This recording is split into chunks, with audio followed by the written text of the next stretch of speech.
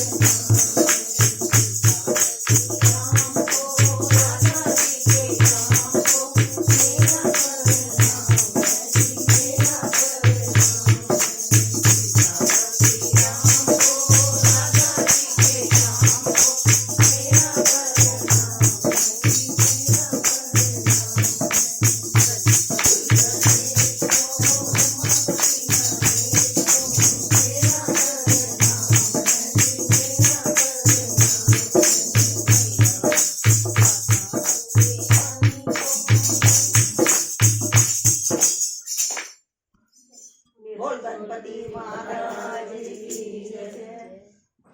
चलो हम भजन बोल रहे। जयकारा शेरा वाली दा बोल सच्चे दरबार की जय। ओके शेर ते सवार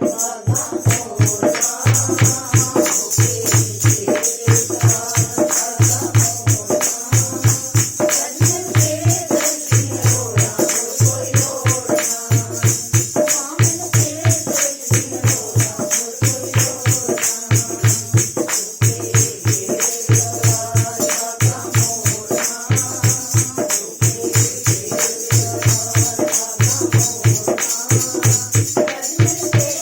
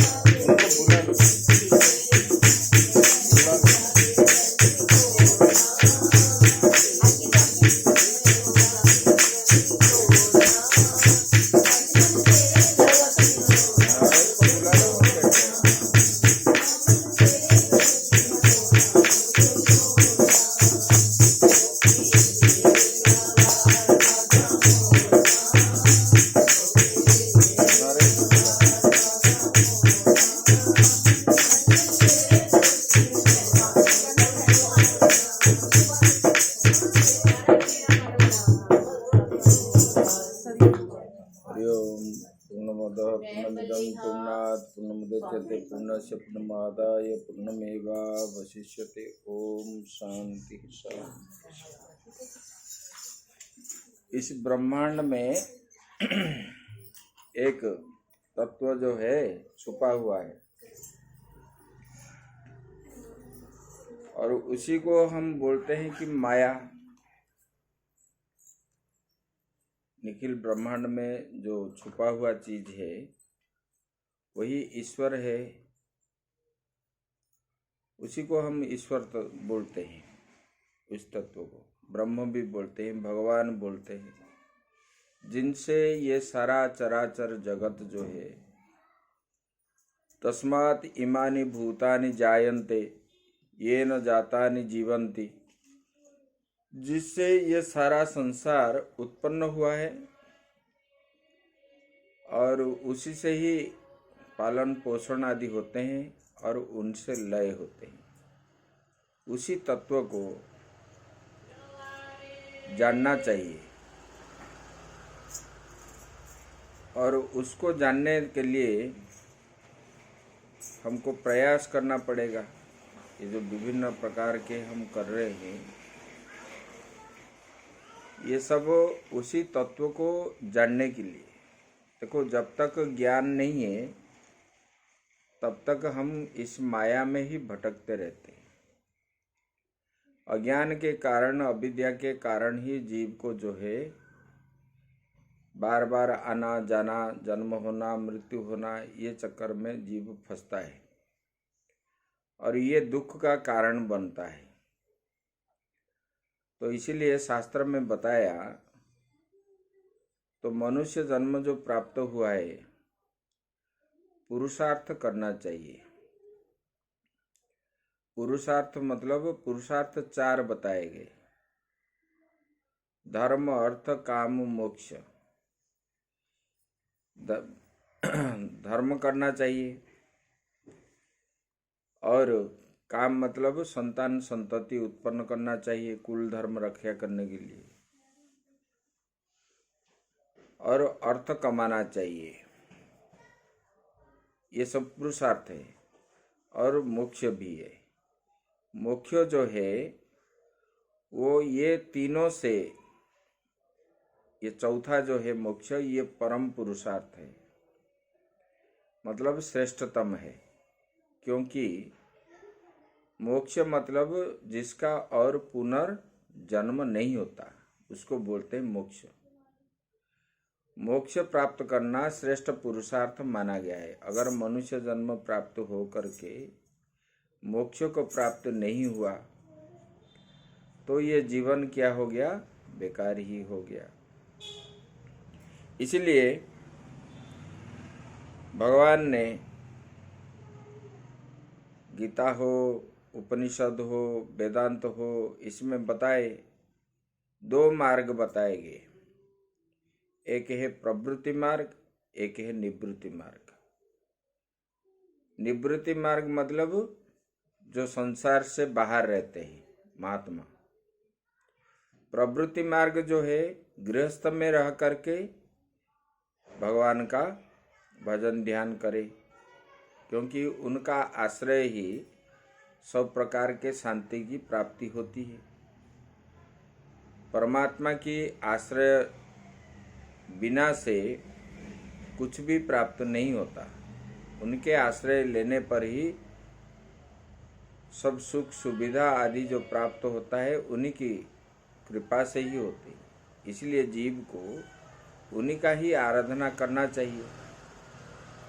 प्रवृत्ति मार्ग में बोले कि कैसे करें,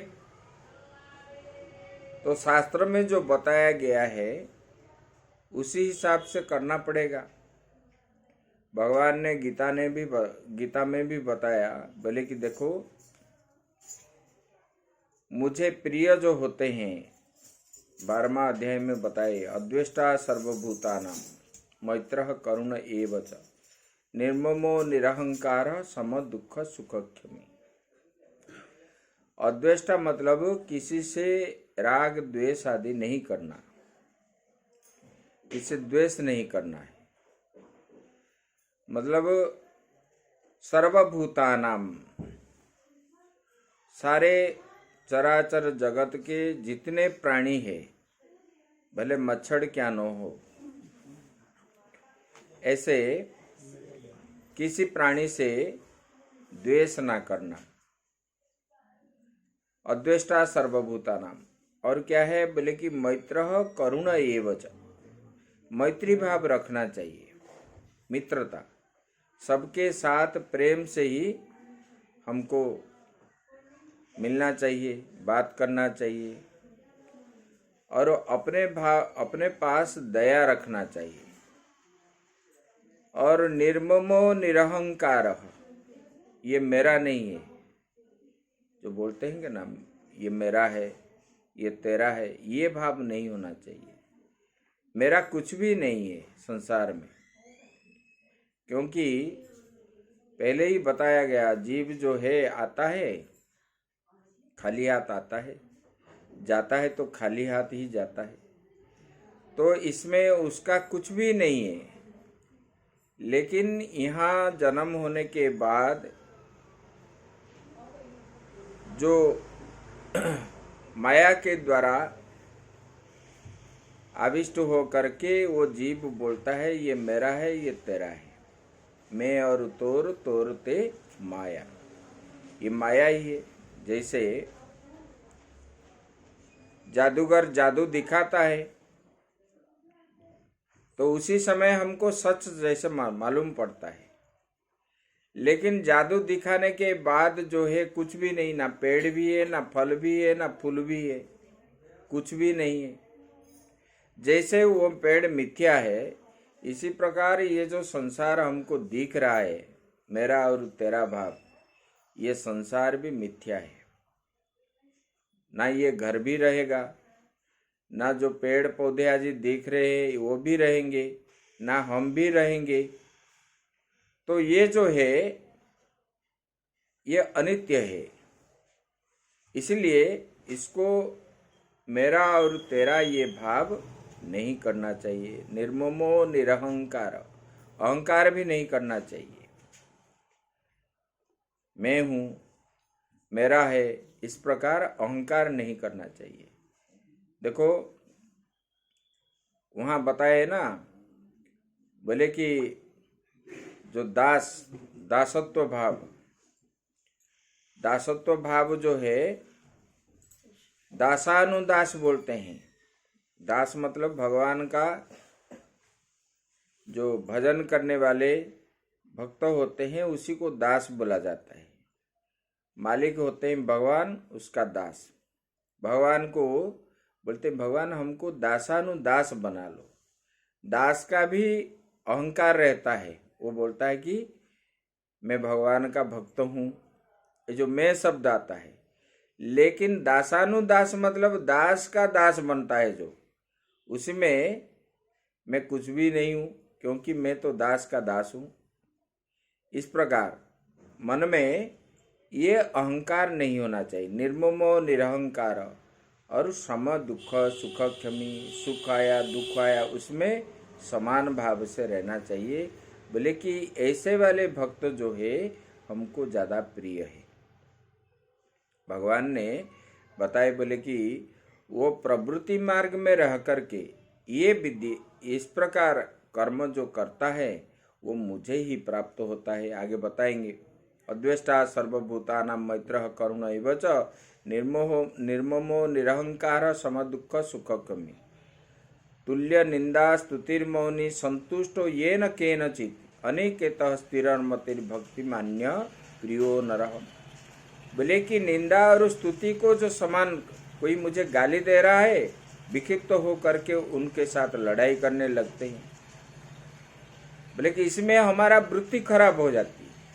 बोले कि निंदा, कोई स्तुति करता है तो उसको प्रेम से बुला करके मिठाई खिलाते हैं। बोले कि निंदा और स्तुति को समान भाव से, तुल्य निंदा स्तुतिर्मौनी। बोले कि संतुष्टो येन केनचित्, किसी प्रकार में भी हमको हर समय संतुष्टि होना चाहिए। ये परमात्मा की इच्छा से हो रहा है। इसी प्रकार भक्त का भावना जो है कभी भक्त जो है विचलित नहीं बनता है। बोले कि अनेकेतः स्थिर मति, जिसका मति स्थिर हो गया, बुद्धि स्थिर हो गया, बोले कि ऐसे वाले भक्त मेरा अत्यंत प्रिय है। इसलिए जीव जो है, देखो राजा अम्बरीश थे। अम्बरीश का बात आप सुन रहे हैं, भागवत में भी आया है, सुने हुए हो आप लोग। ये भगवान के परम भक्त थे और भगवान के पूजा पाठ में उनका मन जो है बहुत लग रहा था। और उन्होंने एकादशी का पारायण कर रहे थे। एक दिन दुर्वासा जी आए। दुर्वासा जी जो आए, उनको भिक्षा करने के लिए बोले भोजन करेंगे, तो अम्बरीश ने हाँ कर दी। फिर उन्होंने संध्या वंदन करने के लिए चले गए। उसी दिन मुहूर्त जो है, एकादशी पारायण करने वाले लोग जो होते हैं, द्वादशी मुहूर्त में ही उनको भोजन करना चाहिए। और उसी दिन द्वादशी का मुहूर्त जो है एक क्षण ही था। इसीलिए ये दुर्वासा जी नहीं आए तो संध्या वंदन द्वादशी चला जाएगा। फिर पंडित को पूछने लगे, बोले कि दोष तो लगेगा हम भोजन नहीं करने से। फिर दुर्वासा जी को पंडित जी बोले कि आप एक काम करो, आचमन कर लो, थोड़ा सा जल, वो भोजन के समान होता है। फिर उन्होंने आचमन कर लिए। आचमन जब कर लिए तब दुर्वासा जी आए। उस समय त्रयोदशी लग रहा था और उन्होंने अपने जोग विद्या से जान लिए कि ये भोजन किया हुआ है, भले ही जल किया न ले। तो उन्होंने क्रोध किया, बोले कि महात्मा को बुलाए और महात्मा भोजन नहीं किए, आप भोजन कर लिए। उनको क्रोधित होकर के जटा उखाड़ के फेंक दिए तो कृत्या राक्षसी उत्पन्न होगी। तो उन्होंने अम्बरीश को आक्रमण करने के लिए गया और अम्बरीश ने खड़े रहे, कुछ नहीं किए। और भगवान का सुदर्शन चक्र जो है अम्बरीश का रक्षा कर रहा था, क्योंकि भगवान का भक्त, भगवान को जब भक्तों को जब भी विपत्ति आती है तो भगवान ही रक्षा करते। जैसे माँ बच्चे का सुरक्षा जैसे करती है, इसी प्रकार भगवान करते हैं। तो कृत्या राक्षसी को सुदर्शन ने मार दिए। फिर वो चक्र जो है दुर्वासा के पीछे पीछे भागने लगा। फिर भी जो है अम्बरीश ने वो घूमते घूमते कैलाश गए, ब्रह्मलोक गए, वैकुंठ गए, सबको शरण मांगे, बोले कि हम बचा नहीं सकते। अंत में भगवान विष्णु ने बोले कि तुम जाओ, जिनसे द्रोह किए हो उन्हीं के पास जाओ। और वहां पर आए, तब उन्होंने,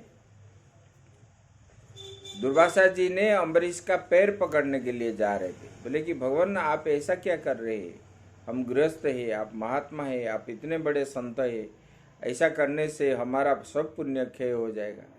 तो उन्होंने पूरा प्रेम से उनको स्वागत सत्कार करके, क्रोधित नहीं हुए, ये मुझे श्राप दिए कि कुछ हुए, क्रोधित हुए, इतने कृत्या राक्षसी को छोड़े।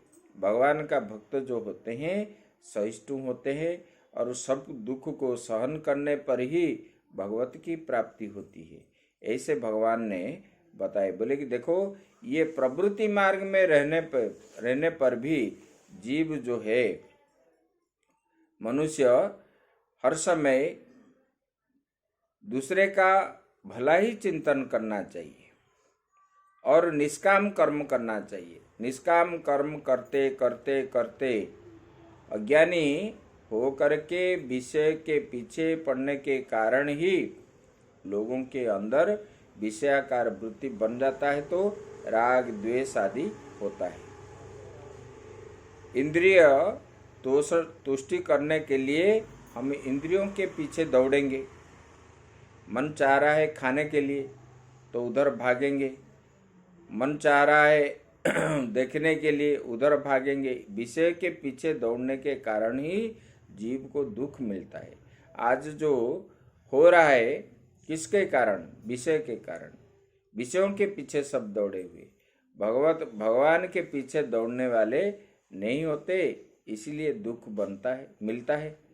और जब विषय के पीछे जो नहीं दौड़ते उनको आनंद ही आनंद मिलता है। तो इसलिए हमारा परम कल्याण क्या है ना, परमात्मा की प्राप्ति करना। परमात्मा की प्राप्ति करने के लिए ये सब साधन बताए गए। इसी माध्यम से, सत्संग माध्यम से, गोष्ठी माध्यम से, संकीर्तन माध्यम से, ऐसे करते करते अपने अंदर जो है अहंकार मिटाने के लिए हम इधर सत्संग करेंगे, उधर जाके बाहर जाके लड़ाई झगड़ा करेंगे, तो फायदा क्या है सत्संग का? राग द्वेष करेंगे और एक दूसरे के प्रति ईर्षा द्वेष करेंगे, तो ये सत्संग का कोई महत्व नहीं है। सत्संग का महत्व होता है उत्तम संग करना, इंद्रियों को मतलब विषयों से छुड़ा करके भगवान में लगाना, यही सत्संग है। बिनु सत्संग विवेक न होए। विवेक तब होता है जब विषयों से इंद्रियों हटा करके परमात्मा में लग जाता है, तब जो है ये विवेक तब उत्पन्न होता है। इसलिए बोले ना, जानिय तब जीव जग जागा, जब सब विषय विलास विरागा। जब विषयों से हट जाते हैं, वैराग्य भाव हो जाता है, ना खाने को इच्छा है, ना पीने को इच्छा है, ना रहने का इच्छा है, ना कोई सुख सुविधा, बस भगवान के भजन में ही जिनका आनंद है, उसी वो स्थिति पहुंच जाता है जब तब विवेक होता है। जब विवेक होता है तब भगवान का प्राप्त उनको हो जाते हैं। तब रघुनाथ चरण अनुरागा बताते हैं, बोले कि जानिय तब जीव जब जागा, जब सब विषय विलास विरागा। तब विषयों से हटने के बाद ही परमात्मा की प्राप्ति होती है। ये शास्त्र में बताया गया है और वेद में भी बताया गया। ये से श्रुति प्रमाण है, स्मृति प्रमाण है और महात्माओं का प्रमाण है। ये सब जो है ये प्रमाण के साथ ही बताए। इससे कल्याणकारी चीज और दूसरा कोई नहीं है। इसलिए इसी को ही हम मन के अंदर चिंतन करके आगे बढ़ेंगे तो हमारा जीवन भी कृतार्थ हो जाएगा। हरिओम तत्सत, हरिओम तत्सत, हरिओम। ओम पूर्णमदः पूर्णमिदं पूर्णात्